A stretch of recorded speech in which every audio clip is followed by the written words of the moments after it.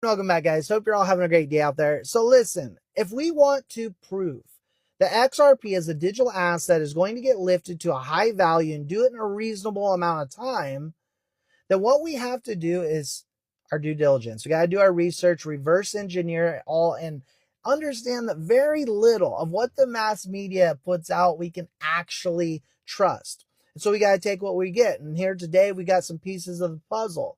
We're going to put it together, but more importantly, here at the end, we're going to talk about the banks buying, hoarding, utilizing XRP. If you do like talking about both Ripple and XRP, drop an X in the comment section, smash that like button. Let's get into it. I hope you're all having a great day out there. Is here today. Speaking of mass media, Bloomberg puts it out that Franklin Templeton, who has 1.7 trillion under assets under management, is partnering with Ondo Finance, who of course is partnered with Ripple, to offer tokenized versions of its ETFs to trade around the clock through crypto wallets, bypassing brokerage accounts and limiting trading hours that have defined fund investing for decades.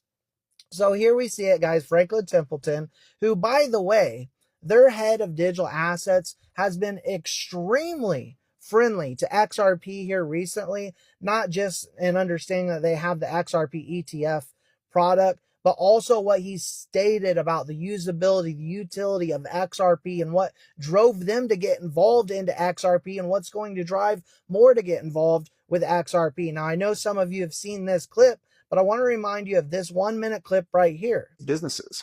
And I think that is the thing. When you start consuming, when you start using XRP, the network itself to solve business problems for you, to help you to create efficiencies or create new utility or opportunities, that becomes the unpacking point where I think we're like, aha, I'm using this network. I need to use XRP to append, records onto this network. Oh, there's a lot of potential total addressable market that can be applied here. And so therefore, maybe I want to own some of that XRP, inside of my overall portfolio for that same reason. I think that's the tipping point. At least that's how we at Franklin Templeton came about it. We just tried to figure out how to use distributed ledger technologies in the securities businesses that we're in.